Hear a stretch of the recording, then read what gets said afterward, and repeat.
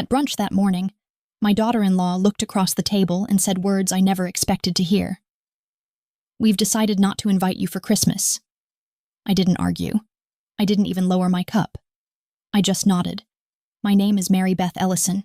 I'm 71 years old. I live alone in Briarwood Hollow, a little town where the snow falls so thick it feels like it could bury entire seasons of memory. If you're hearing this on a night when the house is still, when only a clock ticks in the corner and the kettle has long gone silent, then maybe you know something of the quiet I carry. I wasn't always alone. Once I was mom. I was grandma. I was the one who never forgot a birthday, the one who showed up with pie, with gifts, with laughter. Every holiday my chair was filled. Until this year. This year I wasn't asked. Not because I did anything wrong, not because I was unkind, simply because, perhaps, I had been around too long. Long enough to fade into the background like wallpaper no one notices anymore. I don't tell this to complain. I tell it because somewhere out there someone else knows this feeling. The waiting for a phone call that never comes. The empty chair left at the table. The unopened gift tucked away in a drawer. The silent thought, if I keep being good enough, maybe they'll still need me. If that sounds familiar, then sit with me for a while. Because I've lived through winters colder than snow. And I learned one of the hardest lessons of all. Sometimes, you must save a seat for yourself. It began on a bitter Sunday morning at the cafe I always went to. The place looked as it always did before Christmas. Brick walls wrapped with dried wreaths, string lights twinkling just enough to be pretty, not enough to be warm. The chairs were worn but polished, the kind that remembered every conversation whispered over them. I sat by the window, watching the town's Christmas tree stand half-decorated outside the post office, its silver star tilted and faded. My cappuccino steamed. My strawberry muffin waited untouched. Ellie, the waitress with the dimple in her left cheek, smiled as she placed the plate down. "Still going with the muffin, ma'am?" she said kindly, as though I were part of the place itself. That small kindness was enough to keep me anchored. Then they arrived. Harley first, punctual as always. Travis slower, carrying the weight of last night on his shoulders. And then her, the one who would deliver the words. She didn't even wait for the drinks to land. "We've talked it over," she said, voice sharp with certainty. "You won't be coming for Christmas this year." I nodded again, as though I had rehearsed it, as though the words belonged to me before she even spoke them. No one looked at me for long. No one reached across the table. The muffin stayed warm, untouched, beside a half-empty cup. I stood, placed the exact change on the table, careful not to let a coin roll away. "I assume I'll be paying for myself," I said softly. Ellie appeared just then with a tray of gingerbread cookies. "They're homemade," she smiled. "Take one for the road." But this time I didn't nod. I didn't smile. I only said, "No thank you," and I walked out. The cold outside bit into my skin, sharper than I expected. The sidewalk was salted, but patches of ice still gleamed like scars that hadn't healed. I didn't hurry. Not because I was too old, not because I was too fragile, but because, for the first time, there was nothing to rush toward. And that was the moment I knew. My story wasn't ending here. It was only beginning. People hurried past me on the street, their coats pulled tight, their arms filled with packages, their faces turned toward someplace warm. The bakery, the post office, their homes. Everyone seemed to have a destination. Everyone but me. I walked slowly toward the hill where my car was parked, a stretch I hadn't taken in December for 12 long years. The last time was when Becca was in preschool, when I'd pick her up twice a week. Back then, Haley used to thank me. She once pressed a thermos of cocoa into my hands and said, "Thanks for coming early, Mom." I came early today, too. Only this time, no one was waiting. They hadn't come for me.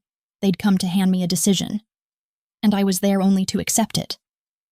At the corner, I paused in front of the old used bookstore, the one I used to take Travis to when he was in 3rd grade. He loved the giant map on the ceiling so much that I returned later and bought it for him. Now, taped to the front window, a sign read, 60% off, moving soon.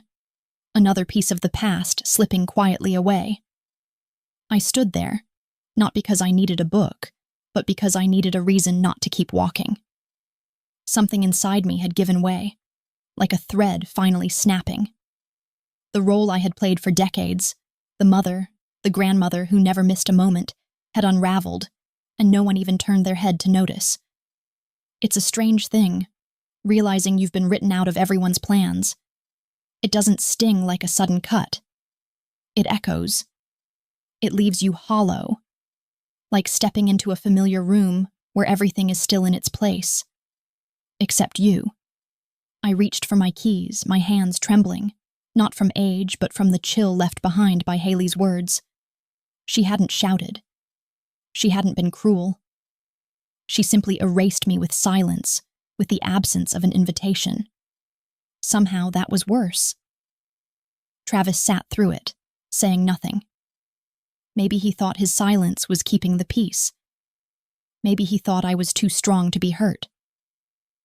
But no one stopped to consider if I had feelings of my own. For years I had been the one to adjust, the one to give. I skipped onions in the stuffing because Haley was allergic. I gave up my seat so others could be comfortable. I cut the smaller slice of cake, the one with less frosting. I was the easy one, until one day I became the unnecessary one. Behind me, the cafe door opened, and the scent of cinnamon rolls drifted into the street. I didn't turn back. I didn't step inside.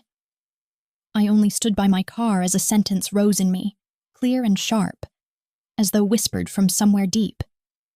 No one remembers that I was the one who built the first home they ever lived in. The curb was slick with ice as I walked, not slowly from weakness, but because there was nothing waiting on the other side. When I finally returned to my apartment, the floorboards groaned under my steps, the silence heavy around me. Upstairs, in the attic, sat a box I'd carried through every winter. Inside were the pieces of a ritual I never thought to question. The truth is, I was never actually invited to Christmas. Not once. I was expected, assumed, but never asked. No one ever said, "Mom, we'd love for you to come." No one asked, "What dish would you like to bring?" Still, every December I prepared. I wrapped gifts in snow-patterned paper, tied them with ribbons, red or silver depending on my mood. Becca liked soft packages, so I always found her scarves. Jonah adored Legos. I searched high and low for the exact set he wanted. I always tucked something practical for the kitchen. Maybe a juicer, maybe mugs with names etched across the surface. And Travis. Every year I gave him a wool scarf and a Home Depot gift card, folded separately. He rarely opened them in front of me. He rarely said thank you. But I didn't need the thanks. Back then, I believed remembering someone was enough. I believed preparing meant belonging. I never thought about needing an invitation. I just thought, of course I was supposed to be there. And so, year after year, I climbed the attic ladder, pulling down the Christmas box, even when I knew most of it would never be used. Perhaps it wasn't tradition I was protecting. Perhaps I was only trying to make it harder for them to forget I existed. I opened the box. Each ornament was wrapped in faded newspaper, the ink smudged, the paper thin with age. Some ornaments had lost their shimmer, some carried tiny cracks, like time itself had brushed them on its way through. I wiped each one gently with a dry cloth. A faint scent of dried pine drifted up from the sprigs buried at the bottom, carrying me back to older winters. When I lived with Travis's father, we always brought home a real tree, taller than 6 feet, so full it nearly brushed the ceiling. Every morning, a small puddle of sap would gather on the floor beneath it. Back then, they called me the keeper of the season. The year Travis lost his construction job, I didn't ask questions. I simply called the bank and transferred $5,000 into his account. No message, no note. It was never mentioned again. But I knew. I knew it helped. That same month, Becca had new shoes, and Travis didn't have to deliver packages late into the night anymore. When Haley had Jonah, 3 days passed before she called me. "Could you maybe cook something for us?" she asked. I made oatmeal with mashed apples and left it in the fridge every evening. Never stepped inside. They said they needed space. I nodded. I've lived on nods for so long. I can't remember the last time someone asked me what I wanted.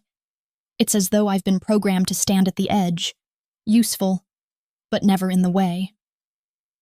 That afternoon, I wandered to Page and Pine, the little bookstore I've loved for years, hoping to find something for Becca. She once wrote me a card when she was 6. "Grandma, don't forget the peppermint candy." I love it. I kept that card in my wallet for nearly 2 years. I doubt she even remembers what peppermint smells like. The shop was quiet. That old familiar mix of pinewood shelves and crisp paper filled the air. A tiny bell on the window jingled softly, a sound that made it feel like nothing in the world needed to rush. Evelyn, the owner, still wore her oversized scarf. Her eyes folded into a smile when she saw me. "Looking for a gift for your grandkids again, Miss Mary Beth?" I nodded, then hesitated. "Number?" "Not today." I drifted toward the children's section. Rows of hardcovers lined the shelves. Reindeer, gingerbread men, Santa in his sleigh. My eyes landed on one I used to read to Travis nearly 40 years ago. The Night Before Christmas. I don't remember much of the story now, only how he used to yawn at the flying reindeer part. He preferred things real, solid. I, on the other hand, wanted to hold on to whatever magic winter still offered. Evelyn appeared beside me with a cup of tea. "You know," she said, "we're looking for a storyteller on Saturday mornings. Kids come in their pajamas, sit under the tree. It's a joy." I laughed softly. "You think I could be a storyteller?" "The most natural one I know," she answered without hesitation. "The way you speak, slow, steady, people lean in when you talk." I didn't respond. I just reached for a book with a deep blue cover and sat on the cushioned bench by the window. Outside, snow had begun to fall again, light, soft, silent. Inside, the sound of turning pages and the gentle chime of the bell created a kind of peace I hadn't felt in years. And in that moment, I realized, there is a world where I don't have to buy my place with gifts, with silence, or with sacrifice. A world I'd never dared to step into. When I left the shop, I carried no book. Only a card Evelyn slipped into my pocket, with the storytelling schedule written on it. No promises, no refusals, just a possibility. The wind outside had sharpened since morning. When I entered my apartment, darkness waited, and last year's gift box still sat untouched on the table. I opened my notebook. For the first time, its pages were blank. No lists, no appointments, no shopping plan. I looked at my hands, lined with soft creases, slower than before but steady enough to write one deliberate line. "This year I'll bring nothing," and see who still invites me. I sat there for a long while. Maybe it's time to count. Not the dollars I once tracked as an accountant, but everything I've given away. Maybe it's finally time to ask, what's left for me? Not until this week did I finally face it. I printed the bank statements and spread them across the old dining table, the same maplewood table that now serves as my desk. Its surface is scratched from years of use, a faint mark still visible from the plate I dropped last winter. A red pen rested beside my tablet, a half-cold cup of coffee nearby. I wasn't doing this to blame anyone. I wasn't looking for sympathy. I just needed to see, in black and white, how much of myself I had poured into others without ever being asked, without ever being remembered. The first line, $200 a month for internet. 4 years straight, ever since Haley said, "Mom, keep the account in your name so it doesn't get shut off. We'll cover it." They never did. The total, $9,600. Next, home repairs. The year Travis's basement flooded, I covered the insurance gap, $14,500. Then the down payment to help with their car, $6,200. Summer classes for Becca, $1,800. Emergency hospital bill when Jonah had a high fever, $3,200. And that doesn't even count the countless meals, the toys, the holiday bills, the electric charges I quietly shouldered without question. I built a simple spreadsheet, rows for each item, columns for each year. When I reached the final total, the number stared back at me. $276,800. I didn't gasp. I didn't cry. I just sat there. Not shocked by the amount, but by the realization of how much I could give away and still manage to survive. Not thrive, just survive, with nothing left for myself. My phone sat silent on the table. I pressed the button and left a voicemail for the law office I'd trusted for years. I need to stop all recurring transfers. And I'd like to schedule a review of my authorizations. My voice didn't tremble. My hand didn't shake. The silence that followed felt heavier than any signature I'd ever written. That afternoon, I stopped by Maple Bean, the little diner that still toasts bread on both sides, just the way they did when I worked with the retired accountant's circle. The tables were round steel, the lights soft, the kind of place where time itself slows down. Silas was already there, more silver in his hair than last time, but his back still straight. We'd worked together on fundraisers after retirement. "Heard you're thinking about revisiting your will," he said as I sat down. I nodded. "I think it's time to redefine what my share really means." Silas didn't push. He simply tore a page from his notebook and slid it across the table. "I usually write this down for retirees, but I think it's meant for you.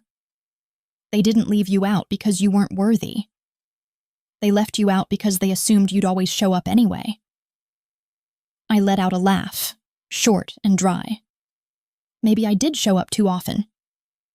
We sat in silence after that. Retired people sometimes know how to care without pressing too hard. Silas ordered another iced lemon tea. I didn't order anything more. "I used to think," I said, watching the diner lights dim as the afternoon slipped toward evening, "that if I stopped helping, they'd fall apart." Silas only nodded, slow and steady. I left before darkness settled completely. The snow hadn't started again, but Main Street glowed with Christmas lights twisted around the lampposts. Outside the bank, I noticed an older woman at the counter. She poured coins from a small fabric pouch, counting carefully. Her gloves frayed, her plastic cup chipped. She didn't meet anyone's eye, just focused on her task. I didn't look at her with pity. I looked at her with recognition. Maybe she too had once been the one who always prepared, always sacrificed, always said yes. Until one day, no one needed that anymore. No one told her to leave, they just didn't save her a seat. Back home, I opened my file cabinet. 3 savings folders sat neatly inside. That night, I added a 4th. A folder with only one name on it. Mine. I moved $12,000 into it. Quietly. No one knew. No one needed to. For the first time in my life, I didn't wait for permission. And that felt like the beginning of something I hadn't felt in years. Night fell slowly, wrapping the world in a muted gray hush. The wind hummed softly against the windows, but the old desk lamp kept the room in a warm glow. I switched it on. Its yellow light brushed across the lines of my hands and the bill with my name at the top.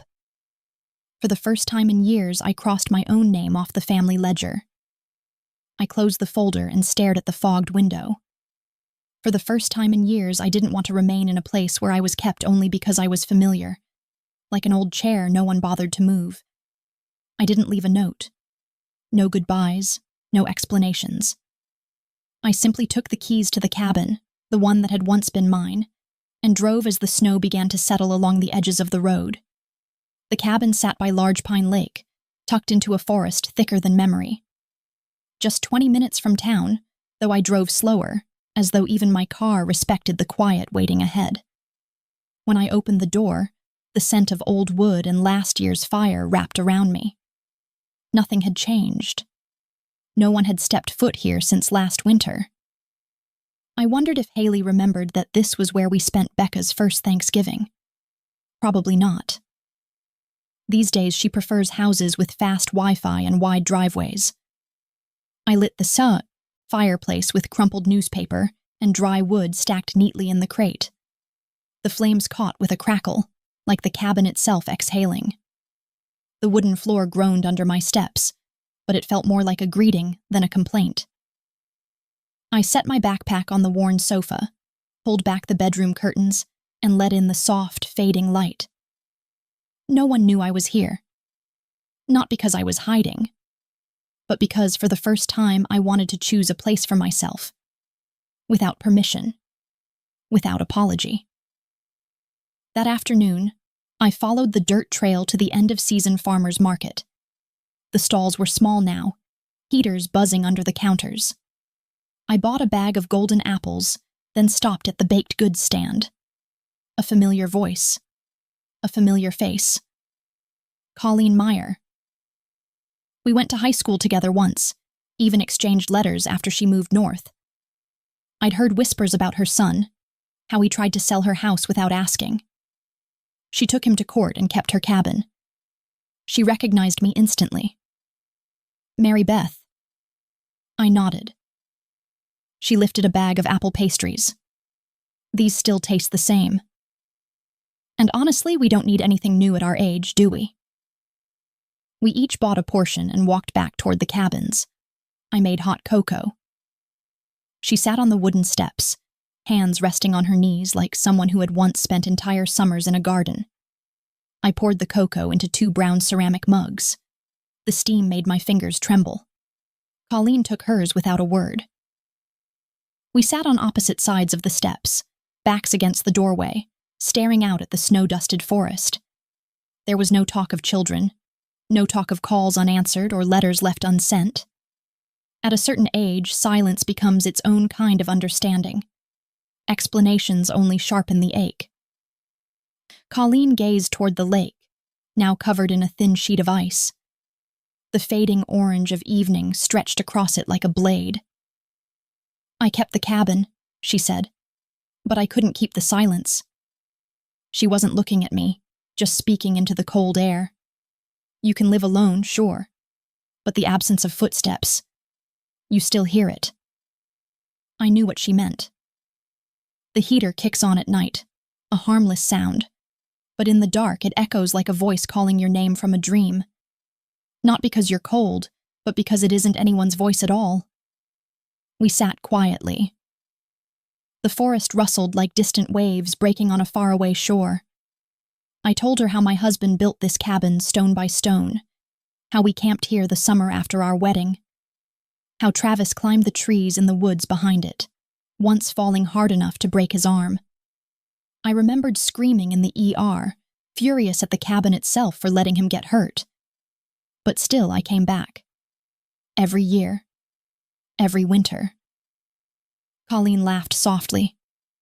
Kids never take care of what they didn't pay for. I smiled. Then we keep it. Not to hold it against them, but to hold on to what's left of ourselves. She didn't answer. She didn't need to. That sentence wasn't for her, it was for me. A quiet vow from someone who once forgot her own worth. The sun dipped lower.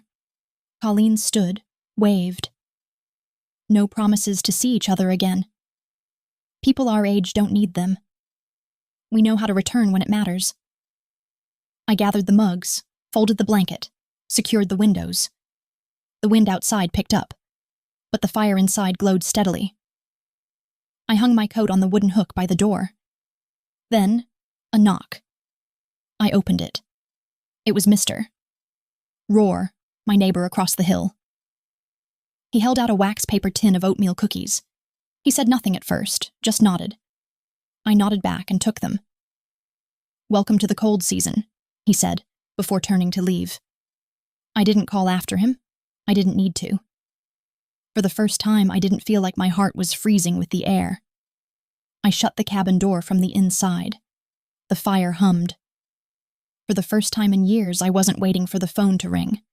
No one knew the address. I hadn't shared it. But on a snowy morning, I saw it. A familiar SUV parked at the gate. Silver gray, high roof, fogged windows. The very car Haley once said was perfect for kids and dogs. The license plate still the same one Travis chose when he got his promotion back in 2018. I stood by the window, a teacup warm in my hand. I didn't move closer. I didn't step back. I just waited. After a long hesitation, the doors opened. Haley stepped out first, white coat, red-ribboned gift box in her arms. Then Travis, expression unreadable beneath his knit cap. And Becca, in a red hoodie, holding something round made of pine leaves and tinsel. I opened the door just wide enough, not to step outside, only enough to say, "Come in." There's coffee. No hugs. No, "Why are you here?" No, "We've missed you." I wasn't waiting for it, and they didn't pretend. Haley set her box on the wooden table. Travis looked around like a man visiting a place he once knew, but no longer recognized. Becca stood quietly near the small tree I had put together. No lights, just paper bows and pine cones gathered from the backyard. I poured the tea. Didn't ask what they wanted. Haley spoke first. "Mom, I know it was sudden. You leaving. I thought maybe you just needed space, but Becca really missed you." I turned to Becca. She said nothing, just placed her wreath on the table. Twisted wire, bits of fabric, 2 uneven paper snowflakes. I reached out, touched it gently, nodded. Travis sat down near the fire. It had been years since I'd seen him sit lower than me. He looked at me a long moment before saying quietly, "You leaving?" Made me feel lost. I wrapped my fingers around my tea. The fire cracked softly between us. "No one said anything when I was there," I told him. "Now I'm quiet, and suddenly that's the problem." No one argued, no one defended themselves. Haley shifted forward. "I brought gingerbread." "Becca picked the flavor you like," I nodded. But I didn't open the box. Didn't say thank you. I've lived long enough to know. Not everything brought to your doorstep is love. The string lights on the bookshelf glowed warmly, but the space between us stayed cold. I picked up Becca's wreath and hung it on the bedroom door, on the same nail I'd kept from Christmases long gone. She watched me, lips pressed tight, the way her mother does when trying not to cry. When I sat back down, Travis asked softly, "Mom, are you coming back?" I shook my head. He whispered, "I understand. It's all so empty." I looked at him. My boy who once feared the dark, who clung to me when ice slid off the roof on Christmas night. Now a man, with a house and a family. And still he didn't know how much space a mother sometimes needs. I didn't blame him. I didn't forgive either. "I'm not angry," I said at last, my voice softer than the wind outside. "I just don't live by instructions anymore." Silence thickened. Becca sat with her hands clasped tight. No one else spoke. And I didn't want them to. Silence on a winter day was answer enough. When they stood, I didn't walk them to the door. I stayed seated, hand resting on the edge of the table. I heard the crunch of snow, the closing of car doors. Before the SUV pulled away, I glanced out the window. Becca turned. She smiled, a smile that looked exactly like mine when I was 11. I didn't know if that smile was meant for me, but it didn't matter. That visit closed a door and opened a path, one that was finally mine. I used to be called mom, wife, Grandma. But no one ever asked me, "What do you want to be called?" So that morning, I walked into town. Across a stone path glazed in ice, a basket of cinnamon cookies in one arm, a worn book in the other. Snowflakes landed at the tips of my shoes, gathered at the hem of my gray coat. The scarf around my neck, hand-knit, still faint with the scent of baby shampoo, was the one Becca gave me 2 winters ago. Paige and Pine sat at the corner, where the year itself seemed to move slower. The bell over the door chimed as I stepped in. Evelyn looked up from the counter, waving like I was someone she'd been waiting for. And here no one knew the dinners I'd eaten in silence, the tables where I'd sat unnamed. Here I was simply the woman who brought cookies. And a few stories. The reading nook sat by the window, where soft winter light poured through the fogged glass. The children circled on the rug, their bare heads crowned with little animal ears, tiny hands holding cups of cocoa. I knelt carefully, set the cookies on the side table, opened the worn book. And for the first time, the story that mattered most was mine to tell. The story I told that day had no princess, no dragon, only an old woman in a cabin hidden deep within the forest. She once had a family so large the house itself seemed alive with voices. But over the years, one by one, they stopped knocking. The children in the bookstore listened without a sound. Their eyes were wide, their hands still. They didn't ask for names. They didn't ask why she was alone. They just needed to know she was still there, lighting her fire, whispering to the wind, telling stories to the pine trees. My voice was steady, calm, no theatrics, no grand performance, as if I were reading to myself in the dark. When the story ended, I handed out the cookies. No one asked, "Who do you live with?" No one asked, "How old are your grandchildren?" They only asked, "Will you tell another?" And I nodded. Because for the first time in a long while, I felt I still had something worth holding on to. After the children left, Evelyn walked over quietly. She slipped a card onto the table. Her voice soft, almost like she was afraid the moment might vanish if she spoke too loudly. "We're looking for someone to tell stories more often. I know you don't care much for titles, but if you'd like, I'll print one for you. Storyteller in Residence, Mary Beth Ellison." I laughed, not at the words, but at the sight of my name, written plain and bare, without mom or grandma or wife attached. That afternoon, I wandered through the town. The winter air bit gently at my cheeks. Not harsh, not cruel, just a reminder. I paused in front of the flower shop. Didn't go inside, didn't buy a thing. Just stood there, breathing in tulips, lilies, roses. Back when I was someone's wife, I never noticed the difference between their scents. Too much rushing, too much giving. Now I know, just as I'm learning to tell the difference between being loved and merely being needed. When I returned to the cabin, the fire was fading.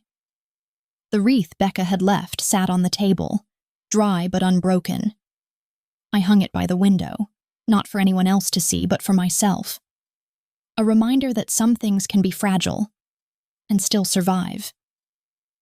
That night, I opened my old notebook. No budgets, no lists of errands, just small lines, like footprints pressed into fresh snow. And I wrote another. Today, a little girl told me I tell stories like magic. I paused, not because the words were beautiful, but because I once believed there was nothing left in me that could be called magic. Now I know. Some magic doesn't come from castles or crowns. It comes the moment you stop trying to be someone else. The next morning, I walked back to the bookstore. Not because anyone asked me to, but because I liked the smell of paper and the way people there looked at each other, direct, unhurried, with real eyes. By the door, a New Year's card was pinned for anyone who passed to sign. I took the pen and wrote simply, "From Mary Beth." No grandma, no mom, no Mrs., just my name. I used to be called so many things: wife, mother, grandmother, babysitter, the one who cooked, the one who remembered every birthday even when mine was forgotten. I never complained. I just believed I had been born to keep the fire burning, to be the background, the warmth, the quiet sacrifice that let others get through winter without feeling the cold. I thought love meant preparing everything without being asked. The Christmas tree already glowing before the children woke, the pie already baking before anyone thought to want it, the money quietly pulled from my retirement to rescue Travis when he lost his job. But now, standing there with nothing but my own name written in ink, I began to wonder if maybe love wasn't about being invisible at all. No invoice, no receipt. Just a mother doing what mothers do. Showing up, carrying everything on her back. The food, the gifts, her silence, her presence. I thought that was normal, as if my worth could only be measured by what I brought with me, and not by whether anyone still wanted me there. Then one day, the calls stopped. Not because I was gone, not because I had died, but because I was no longer useful. I remember that brunch, the moment I nodded, no protest, no frown. Just a quiet nod, like a string had been cut, the last thread tying me to the word family. Some things vanish without sound, like when you rise from a table and no one looks up to notice you're leaving. I had been an accountant all my life. I knew how to add, how to calculate, but I had never once added up what I gave away, until the day I did, and the number stared back at me. Over $270,000. Not a single thank you. Not out of bitterness. Just the truth I could no longer ignore. Someone once told me, kindness may not always be appreciated. But dignity? That should never be lost, so I left. Not in anger, but in silence. I moved into the old cabin and began again. I swept the porch, stacked the firewood, hung the curtains where they once belonged, and there, with Colleen, another woman abandoned by her own children, we drank cocoa by the fire. Two shadows who refused to fade. We realized something simple. We didn't need to wait for someone else to strike the match anymore. When Travis and Harry appeared at my door, I wasn't angry. I wasn't afraid of being misunderstood. I didn't explain. I didn't ask to be forgiven. I simply poured the tea. And when Becca handed me the little wreath she had made, I held it close. Not because she was my granddaughter, but because in her eyes I saw the child I once had been.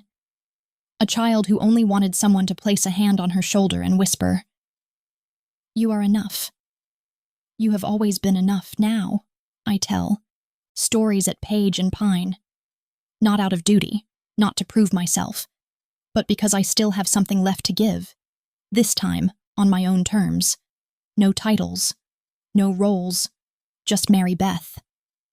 And if you're hearing my story now, whether in the stillness of a living room or in the hush of a late-night drive, I want to ask you something. When was the last time you did something just for you?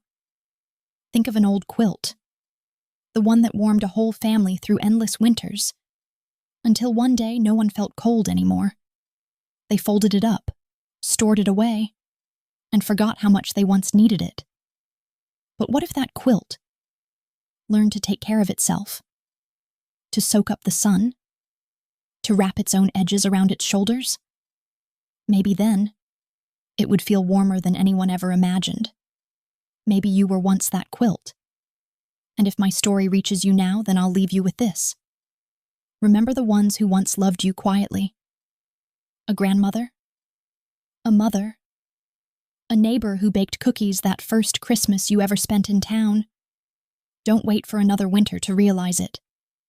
Some hearts only stay when you remember. To hold on,